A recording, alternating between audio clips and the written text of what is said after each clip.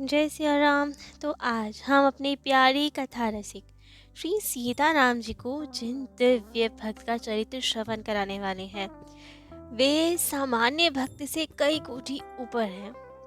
अति भक्ति उनके ज्वलंत उदाहरण है। श्री नाभा जी ने भी उनके लिए ये वाक्य लिखा है कि अति भक्ति की सीमा है वे तो।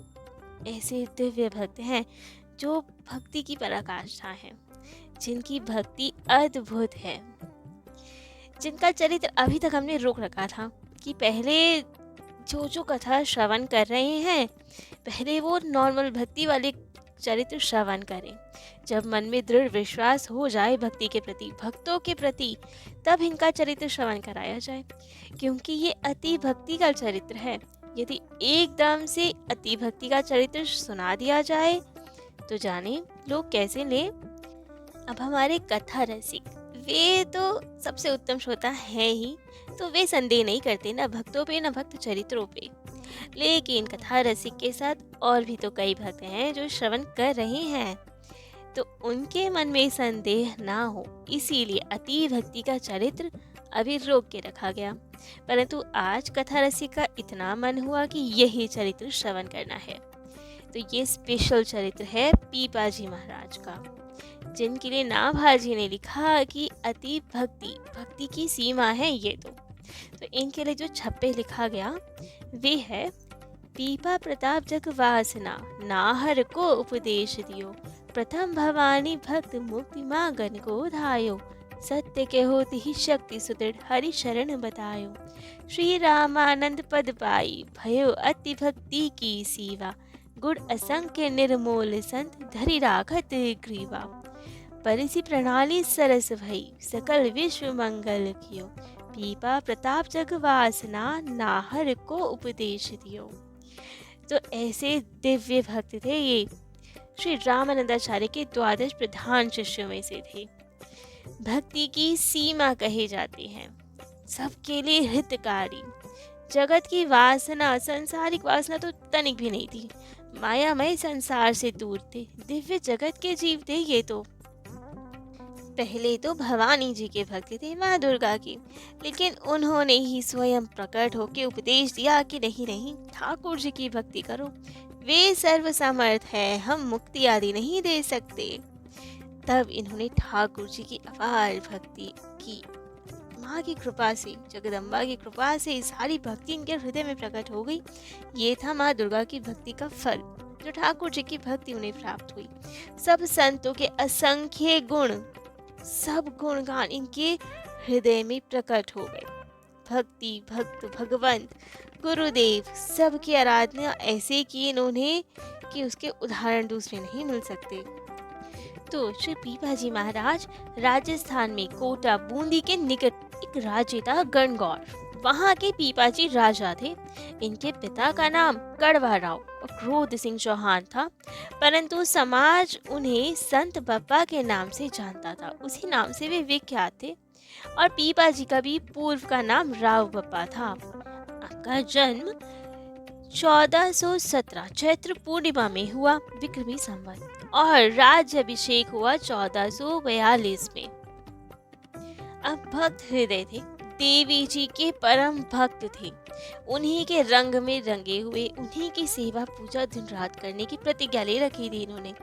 तो वहीं पे इनके राज्य में खूब सुंदर देवी जी को बहुत सारा भोग लगाया जाता, और सब वही पाते थे, और यही था कि जो राजा देवी जी को भोग लगाएंगे वही सबको वितरित किया जाएगा, वही सब लोग पाया करेंगे।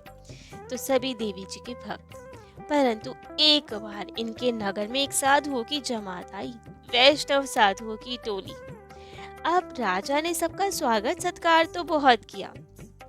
अब देवी जी को 40 मन अन्न का भोग लगाते थे और सब लोग वही प्रसाद पाते थे। तो फिर इन्होंने संतों को भी वही दिया, कहा ये लीजिए देवी जी का प्रसाद पाइए। लेकिन साधु संत वैष्णव तो बिना अपने ठाकुर जी को भोग लगाए कुछ पाए ही ना, उनके लिए तो सर्वोपरि प्रसाद वही है जो हमारे ठाकुर जी पाए। तो बस संतों ने मना कर दिया, कहा हम बिना ठाकुर जी के भोग के कुछ नहीं पाते, देवी देवताओं के प्रसाद तो बाद में, पहले हमारे ठाकुर जी पाते हैं, उनका प्रसाद देवी देवता पाते हैं और हम सब पाते हैं, वैष्णव हैं हम। तो हम किसी अन्य देवी देवता का प्रसाद नहीं पाएंगे, हम तो अपने ठाकुर जी को भोग लगा के पाएंगे। तो अब जब इतना कहा तो राजा ने कहा ठीक है, और उन्हें साधारण सा सीधा सामान दे दिया गया। अब संतों के हृदय में कोई मलाल तो नहीं हुआ, क्योंकि देवी जी को जो भोग लगता था वो अति विशिष्ट भोग लगता था। खूब सुंदर सा जो सामान तैयार करवाया जाता था, और यहाँ ठाकुर जी के लिए जो दिया गया वो तो बहुत ही साधारण सा, ना घी ना शक्कर, कुछ साधारण सा सामान दे दिया गया। लेकिन कोई नहीं, संतों को इस बात का दुख नहीं हुआ, क्योंकि संत तो वही जो भाव पे दीजिए, उन्हें भोग सामग्री से अंतर नहीं पड़ता। जैसे रामायण जी में भी लिखा है, साधु भूखे भाव के, अन्न के भूखे नाही, जो है भूखे अन्न के वे तो साधु नाही। साधु आहे पाहु न मांगे चारि रतन, धूनी पानी सथरा सरधा सेती अन्न। तो इसलिए ही साधु उन्हें बहुत प्रेम से वो सब स्वीकार किया, रसोई सिद्ध की और ठाकुर जी को भोग लगाया। लेकिन ठाकुर जी ने तो पा लिया वो रूखा सूखा भोग, लेकिन अब साधुओं के मन में ये विचार, कहा कि ठाकुर जी यहाँ पे वैष्णवों में निष्ठा कम है, शाक्तों के प्रति ज्यादा निष्ठा है, इसलिए ऐसा सामान आया। अब आपको कुछ करना पड़ेगा, राजा के हृदय में आपके प्रति भी निष्ठा जगानी होगी। राजा आस्थावान तो है, लेकिन प्रेम नहीं है अभी ठाकुर जी के प्रति, तो इसीलिए अब उसकी थोड़ी बुद्धि फेर दीजिए। यहाँ केवल भोग लगाने से बात नहीं बनेगी, भोग मिला है तो कुछ कार्य भी करना पड़ेगा, परिश्रम करना पड़ेगा आप उसको भोग लगाने के लिए, भोजन का मूल्य चुकाना पड़ेगा आपको। तो यहाँ पे राजा को भक्ति प्रदान करनी पड़ेगी, क्योंकि अभी तो वो केवल साधन कर रहा है, देवी जी की प्रसन्नता के लिए कार्य कर रहा है, हृदय में भक्ति नहीं है। तो आज भोजन का मूल्य चुकाइए प्रभु, राजा को भक्ति का दान दीजिए। ऐसे होते हैं संत, एकदम दयालु, कि राजा का बेशक राजा ने सम्मान नहीं किया साधु का यथोचित जैसा करना चाहिए था, फिर भी अन्न तो दिया ना, उसके बदले ही संत प्रार्थना कर रहे हैं ठाकुर जी से कि राजा का कल्याण करो, उसे उसके हृदय में भक्ति उत्पन्न करो। अब तो बस संतों की प्रार्थना करने भर की देर थी, ठाकुर जी तो नीचे भी रहते हैं, वो तो तैयार बैठे हैं अपने भक्तों की हर एक छोटी से छोटी इच्छा पूरी करने के लिए। तो बस जैसे ही रात्रि हुई, देवी को जो समय समय पर बलि दी जाती थी राजा के द्वारा अनेक जीवों की, बस अब रात्रि में स्वप्न में वही सब जीवों की आत्माएं भूत बनकर आए राजा के स्वप्न में, क्योंकि संतों ने प्रार्थना की थी कि राजा की बुद्धि फेरो। ठाकुर जी की इच्छा से, उनकी ही प्रेरणा से वही सब भूत अब राजा को मारे पीटे पछाड़े। अब सीधे रास्ते सीधी उंगली से घी ना निकले तो टेढ़ी करनी पड़ती है ना, वही किया है ठाकुर जी ने। सीधे सीधे राजा को कैसे लेके आए, तो थोड़ा सबक तो सिखाना पड़ेगा ना, सही मार्ग पे लाने के लिए, बलि प्रथा रोकने के लिए। तो बस फिर आज राजा को बढ़िया से स्वप्न में ही खूब पिटाई मिल रही है, पछाड़ मिल रही है। अब तो खूब पटके गए राजा, बिल्कुल बेहाल हो गए। अब तो जैसे तैसे उनकी नींद खुली तो उन्हें शांति पड़ी कि अरे ये सब स्वप्न था, क्या हो गया, लेकिन दर्द तो अभी भी हो रहा है, हो क्या रहा है ये सब। ध्यान किया अपनी देवी, अपनी ईष्ट का, दुर्गा मैया का, भवानी का, और अब तो उनके चरणों में पड़ गया कि माँ ये सब क्या है, आपकी इतनी भक्ति कि आपने बचाया नहीं मुझे। तब तो देवी जी ने कहा, कर्मों का फल तो भोगना ही पड़ेगा ना, जितने जीवों की हत्या की है बदला तो लेने आएंगे वो तुमसे, जब तुमने जीवों को खाया है तो वे भी तो बदला लेंगे। आज यहाँ लिया है वरना नरक में जाके लेते, लेकिन कर्मों का फल तो भोगना ही पड़ता है। जो लोग इतने मांस वगैरह खाते हैं, जीवों को खाते हैं, बाद में वो जीव भी उन्हें खाएंगे, ये बात तो निश्चित है। अब तो राजा के हृदय में ये सब सुन के वैराग्य की उत्पत्ति होने लगी कि ये सब क्या, मैं तो भक्ति भाव से करता था आपकी प्रसन्नता के लिए, और आप ही रक्षा नहीं करेंगी। तब माँ ने कहा, मैं तो जगत जननी हूँ, ये भी तो मेरी संतानें हैं, मुझे दुख नहीं होगा इनके मरने पे। तुम्हारी इच्छा, तुमने अपने स्वाद के लिए ये सब कर रखा है, हमें की प्रसन्नता होगी इससे। और बस तब तो राजा के हृदय में वैर आ गया कि माँ, अब ये सब छोड़ूंगा मैं, अब मुझ पे कृपा कीजिए, इतना नहीं सहन कर सकता। चीख पुकार आ रही थी मुझे जीवों की, जीव मुझे मार रहे थे, पटक रहे थे। अब मुझे ऐसा कुछ उपाय बताएं जो हृदय में शांति हो, मुक्ति दिलवा दीजिए माँ, मुझे मुक्ति प्रदान कीजिए इन सब से। तब तो माँ ने अपनी विवशता प्रकट की, कहा हम देवी देवता हैं, मुक्ति का अधिकार केवल ठाकुर जी के पास है, राम जी के पास है, कृष्ण जी के पास है, नारायण के पास है। केवल वे ही हैं जो मुक्ति प्रदान कर सकते हैं। हम सब देवी देवता बाकी सब कुछ दे सकते हैं, धन दौलत जो चाहो वो दे सकते हैं, केवल मुक्ति नहीं दे सकते। माँ ने बहुत सारे महिमा का बखान किया भगवान की। तब तो राजा की समझ में आया, ठाकुर जी की महिमा का बोध हुआ। माँ के चरणों में पड़ा कि माँ, मुझे भी अब ठाकुर जी की भक्ति चाहिए, मुक्ति चाहिए। कैसे प्राप्ति होगी ठाकुर जी की? तब तो महा अति प्रसन्न। कितने ही चरित्रों में भक्तमाल जी में वर्णन है जब देवियों को भक्तों ने शिष्या बना लिया हो अपना। जैसे कि हरिव्यास देवाचार्य जी ने, उन्होंने देवी जी को दीक्षा दी। चतुर्भुज जी, उन्होंने भी देवताओं को दीक्षा दी। नरहरि आनंद जी, अभी हमने रिसेंट ही उनका चरित्र सुना, उन्होंने भी देवी जी को, दुर्गा जी को दीक्षा प्रदान की थी। जड़ भरत जी, उनके आगे देवी दुर्गा देवता खूब नृत्य करते थे, ठाकुर जी की भक्ति कीर्तन करते थे। तो ऐसे अनेक उदाहरण और चरित्र हैं जब जो देवी जी स्वयं ठाकुर जी की भक्त हैं, ये सिद्ध होता है। कितने ही ऐसे भक्त हैं जो पहले देवी जी के उपासक थे और बाद में हमारे राम जी के भक्त हो गए। देवी जी की उपासना का, शिव जी की उपासना का परम फल ही यही है कि ठाकुर जी की ओर भेज देते हैं वे। जब शिव जी, देवी जी, देवता सब प्रसन्न होते हैं तो ठाकुर जी की प्राप्ति करने में उनका मार्गदर्शन करते हैं। तो वही आज देवी जी ने किया। पर प्रश्न ये आता है कि देवी जी तो स्वयं सर्व सामर्थ्यवान है, फिर वे मुक्ति क्यों नहीं दे सकती? तो उस पे तुलसीदास जी ने कहा, देव धनुष मुनि नाग मनुष्य सब माया विवश बिचारे, तिनके हाथ दास तुलसी प्रभु कहाँ अपनों को हारे। देवी देवता तो स्वयं ही माया के बस में है, ठाकुर जी की माया में लिप्त, तो वे दूसरों को कैसे मुक्त करेंगे? जो स्वयं ही मायाबद्ध हो, दूसरों को कैसे मुक्त कर सकता है? जैसे कि इसका एक बहुत अच्छा दृष्टांत आया है, एक यजमान का और एक पुरोहित का।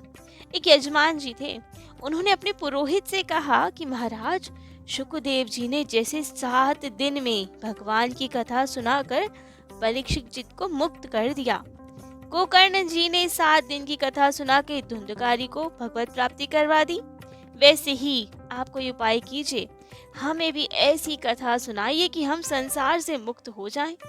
तब तो पुरोहित जी ने कहा, हाँ, श्रीमद् भागवत जी का पाठ करवाओ, 7 दिन का पारायण करेंगे, तुम भी मुक्त हो जाओगे। अब तो यजमान ने बहुत तैयारियां की, श्री भागवत जी का सप्ताह यज्ञ करवाया, पुरोहित जी को खूब सारी दान दक्षिणा भी दी, ब्रह्म भोज करवाया।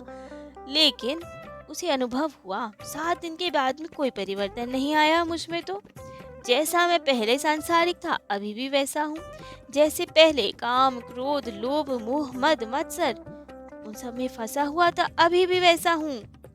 तो फायदा क्या हुआ कर आखिर? बड़े परेशान हुए, बड़े दुखी हुए। गांव के बाहर एक महात्मा जी आए हुए थे तब। तो अब यजमान ने उन संत के पास जाके अपनी हृदय की व्यथा बताई, कहा उनसे कि आप ही कोई उपाय बताइए, हमें जीवन मुक्त होना है। लेकिन हमने कथा भी करवाई, फिर भी कुछ असर नहीं हुआ, जबकि वही कथा सुन के बाकी सब तो तर गए, परीक्षित जी तर गए, लेकिन मेरा उद्धार नहीं हुआ। तब तो संत ने कहा कि ठीक है, कल अपने पुरोहित जी को लेकर तब आना यहाँ पे, आप दोनों यहाँ रहेंगे, तब इस रहस्य को बताऊंगा कि इस कथा से क्यों उद्धार नहीं हुआ। तब तो उन्होंने कहा ठीक है। अगले दिन यजमान और पुरोहित दोनों गए संत के पास। संत ने दोनों को खूब कसकर एक रस्सी से बांध दिया, एक जगह पुरोहित जी और दूसरी जगह यजमान जी। और अब कहा पुरोहित से कि जाओ अपने यजमान का बंधन खोलो। अब पुरोहित जी तो बहुत बेबस, उन्होंने कहा, अरे महाराज, जब आपने मुझे बांध रखा है तो मैं उन्हें कैसे मुक्त करूं? आप मुझे तो खोलिए, तो मैं उनको जाके खोलूंगा। जब मैं स्वयं ही बंधन में हूँ तो दूसरे के बंधन कैसे छुड़वाऊं?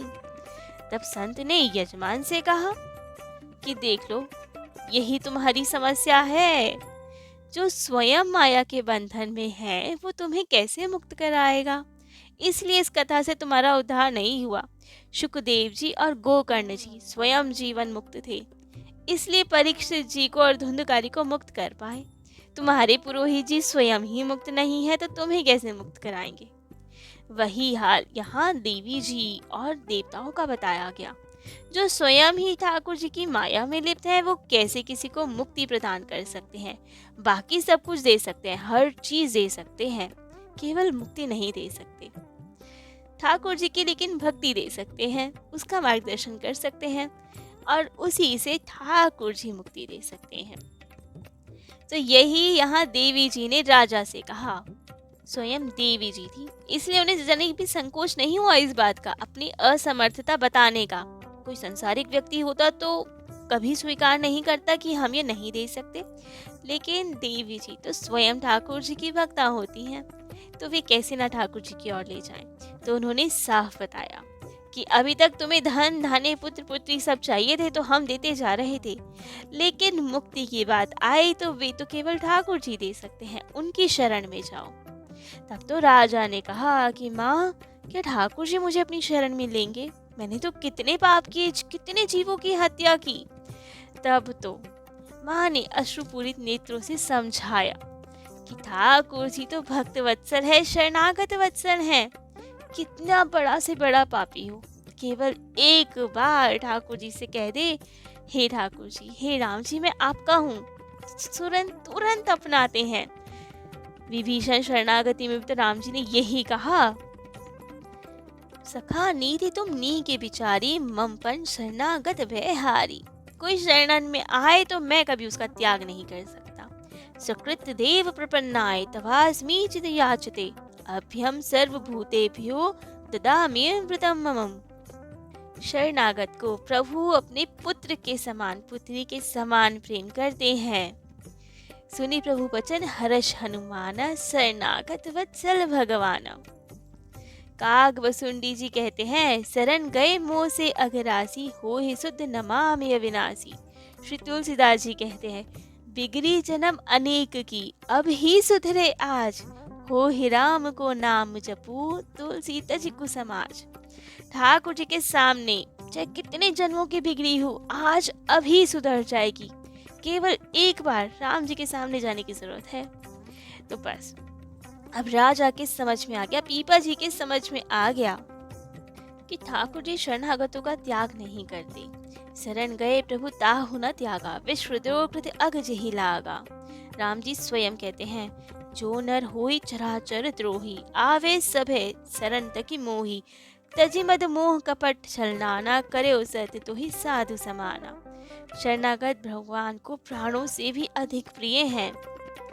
जो सभीत आवा शरणाई, राघव ताहि प्राण की नाई। जैसे कि विभीषण जी का हुआ, उनके प्रसंग में लंका में युद्ध क्षेत्र में भयंकर युद्ध चल रहा था। रावण ने क्रोध में आकर विभीषण जी के ऊपर प्राण घातिनी शक्ति चलाई, जिससे उनके प्राण जाने निश्चित थे, परंतु राम जी ने देख लिया। और विभीषण जी है शरणागत, उनका कैसे अहित होने दे। स्वयं राम जी ने अपने ऊपर वो बाण लिया, वो प्राण घातिनी शक्ति, विभीषण को अपने पीछे कर लिया और स्वयं आगे होकर अपने वक्षस्थल पे वो शक्ति, प्राण घातिनी शक्ति सही। आवत ते की शक्ति अति घोरा, प्रण तारित भंजन पन मोरा, तुरत विभीषण पाछे मेला, सन्मुख राम सहेव सोई शैला। जैसे भगवान को भक्त भजते हैं, वैसे ही भगवान शरणागत को भजते हैं। अब तो ठाकुर जी की इतनी महिमा सुन के राजा के हृदय में परम वैराग्य। उन्होंने कहा कि अब तो माँ कुछ ऐसी कृपा कीजिए कि ठाकुर जी की प्राप्ति हो। तब देवी ने बताई कहा, काशी में विराजमान श्री स्वामी रामानंदाचार्य जी स्वयं राम जी के स्वरूप है वे। जाओ और उन्हें गुरु रूप में स्वीकार करो, उनसे निवेदन करो कि वे आपको स्वीकार करें और उनके बताए हुए मार्ग पे चलकर ठाकुर जी को प्राप्त करो। अब तो राजा तुरंत सब कुछ त्याग कर उसी समय चल दिए काशी की ओर। ये सब इस प्रकार सब त्याग कर काम काज छोड़कर सहसा चले गए कि लोग ही नहीं समझ पाए क्या हुआ अचानक। सोचा कि राजा पागल तो नहीं हो गया, हुआ क्या अचानक।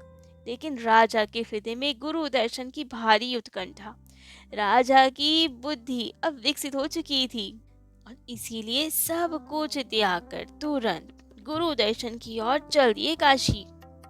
और अब पीपाजी तो काशी में प्रवेश करे अपने पूरे राशि ठाट बाट के साथ, भारी भरकम साजो सामान लिए, हाथी घोड़े सेना फौज सूर सामंत सब थे उन पीपाजी के पास। जहाँ तहाँ लोगों से पूछते हुए रामानंदाचार्य जी के आश्रम में पहुंचे।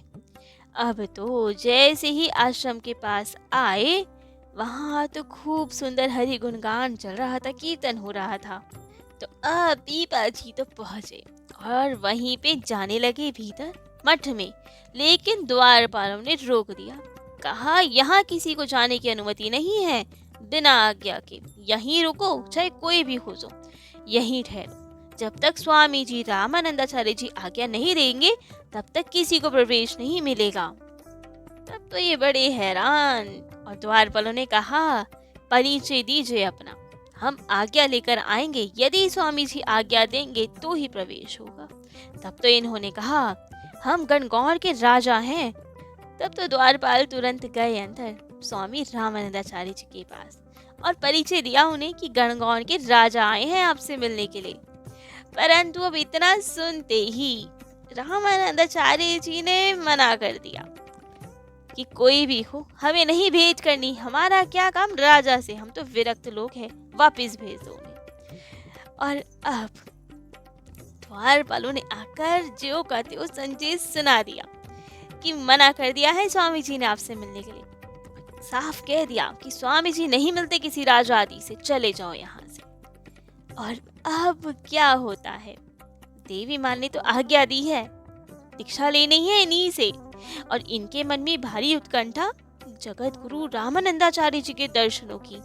लेकिन कैसे दर्शन हो, बिना आज्ञा प्रवेश मिलना नहीं, और रामानंदाचार्य जी ने मिलने से मना कर दिया क्योंकि राजा से नहीं मिलना, वे विरक्त हैं, क्या काम हमें राजा का। तो क्या करते हैं, अब कैसे मार्ग बनाया जाए, क्या किया जाए जो स्वामी जी के दर्शन हो जाए, कैसे राजा से भेंट होगी, दीक्षा देंगे कि नहीं देंगे, क्या होता है आगे, कैसे ये देवी जी के उपासक ठाकुर जी के अनन्य भक्त बन जाते हैं, अति भक्ति की स्थापना करते हैं। ये सब हम अपने प्यारे कथा रसिक श्री सीताराम जी को कल श्रवण कराएंगे। आज के लिए इतना ही। जय जय श्री सीताराम।